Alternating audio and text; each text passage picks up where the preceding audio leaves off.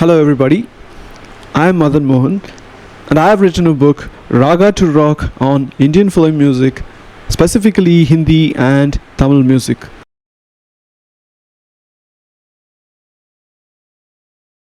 So my book is called Raga to Rock because I grew up on film music and gravitated to Western music in adulthood. However, film music has a permanent place in my jukebox. So why is that? So what I'm going to do is I'm going to talk about each composer that I covered in the book in this series of videos. If you have read the book, you can treat this as a supplement. And if you haven't read the book and you enjoy these videos, yeah, you should probably get the book. So I'm particularly going to address those who may not be interested in or be aware of film music. Say you're not Indian or you're Indian and you have grown up in India but have never been into film music. So why should you listen to film music at all? Because what I'm going to do is to try to make the case that film music of the golden era was special and it wasn't just commercial fluff. Today I will take up Ilayaraja. Why should you listen to Ilayaraja? So let's say you listen to rock, pop or even classical music. Why would you still find anything to hold on to in Ilayaraja's music? Would you find anything? So I say you would, and I'm going to prove it. Yes, I'm going to play just the prelude and the interludes of one of his great compositions. Now what do I mean by prelude and interlude? So film songs typically have instrumental sections before the main vocal verse, which we call as Pallavi or Mukta, and that section is called the prelude. And then you have again instrumental sections before the stanzas, which are called Charanam or Antara, and these are called interludes. However, this song is not even necessarily one of his absolute greatest, like top 10 or top 20 songs. Yeah, no kidding. I have put up a link to the full song in the description. So with that, here's the prelude. We pick up with vocalizing by the great S. Janaki, but hold on for about 20 seconds so that you don't miss the magic.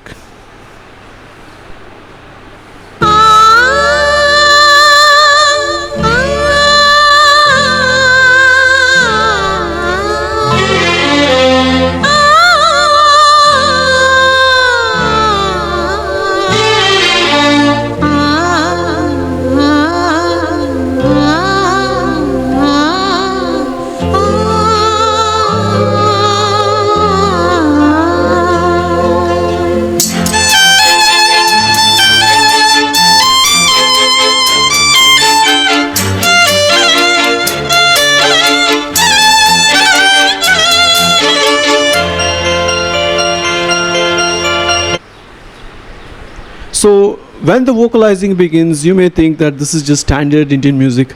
You know, if you have heard some songs sung by the late Lata Mangeshkar, you might think this is familiar. But then the violins play a melody and you would have noticed that there is a lot of harmonizing going on there, right? So that right there would probably fit in any Western music composition. And we are just getting started. Now let's go to the first interlude.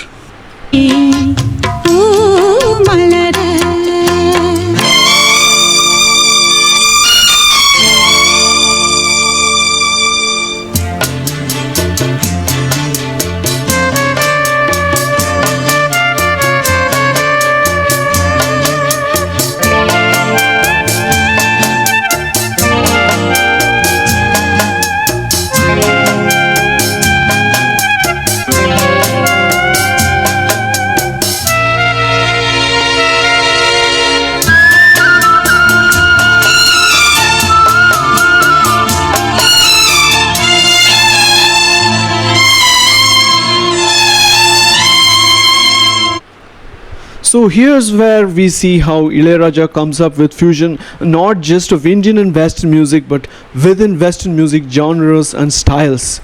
We start off with foreboding strings, but then something that sounds like probably a synth sax starts playing a lead while the strings support it. And then as that section concludes, Ilayaraja moves seamlessly into an Indian flute lead, and there is even a sort of dialogue between flute and strings before they merge.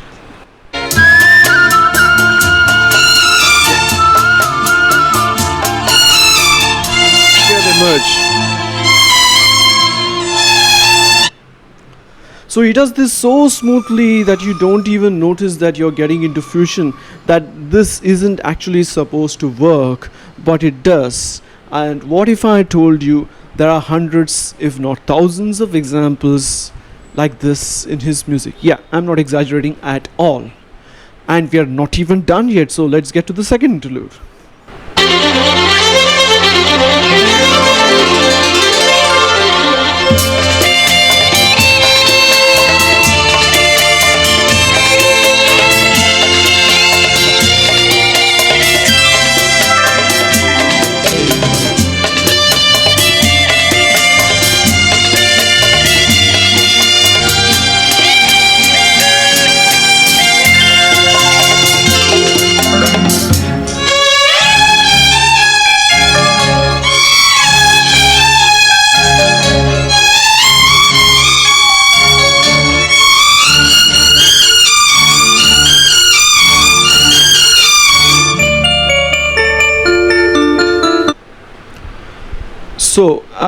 Before I talk about all the transitions from a technical sense, just observe how many moods he has covered, and I think I have played a total of maybe 1 minute of music, that's all. And you hear a kind of a longing, you hear foreboding, you hear gloom, you hear joy, you hear ecstasy, everything. So, what happens in this interlude? We start off with joyful strings playing a vigorous part, and you can hear in the background a sort of ascending run on the synth, which then leads into what sounds like electric guitar, but it could actually be a blended tone of guitar and synth, because Ilayaraja used to do a lot at that time of this. So you have this guitar lead playing, which again is supported by strings. So it is as if there is a symphony orchestra performing, but somehow somebody decided to include modern electric guitar as an instrument in it. And I'm telling you, I've heard plenty of classic rock, progressive rock, jazz, classical music, and I still haven't heard something quite like this in all the Western music that I've heard. And I do realize that all said and done, I live in Mumbai and not in New York or London. So if I'm missing something here, please do leave a comment about it and educate me. But anyway, this sounds very distinct and fresh, even in a purely Western context to me. But Ilayaraja didn't and doesn't just write classical based parts for sad or introspective songs. You can find tons of examples of this even in happy and fast paced songs.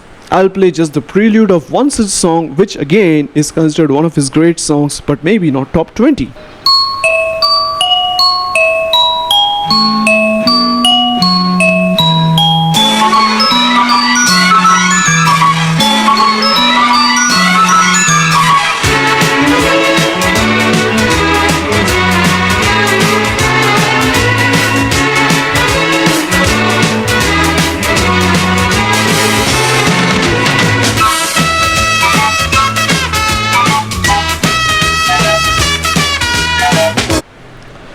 So there you go. I'm quite certain that even from a purely Western perspective, Ilayaraja's music is quite creative and interesting, to say the very least. And while the language and the Indian sensibilities will always be a barrier if you're not exposed to film music or Indian music at all, if you just hold on to the instrumental sections, you might be able to get into the music and thus develop a liking for it, and maybe more than just a liking. Yes, I am warning you that if you get hooked to his music, it will probably become a lifelong obsession. So if you liked these clips but don't know where to start with Ilayaraja's music, you can buy my book Raga to Rock. You will find plenty of discussion on his music there, with plenty of song examples as well as a list of top 10 Ilayaraja albums. Do let me know what you liked and didn't like about this video, and if you have any questions on Ilayaraja's music. If you liked the video, please do subscribe and press the bell icon for notifications. Thank you.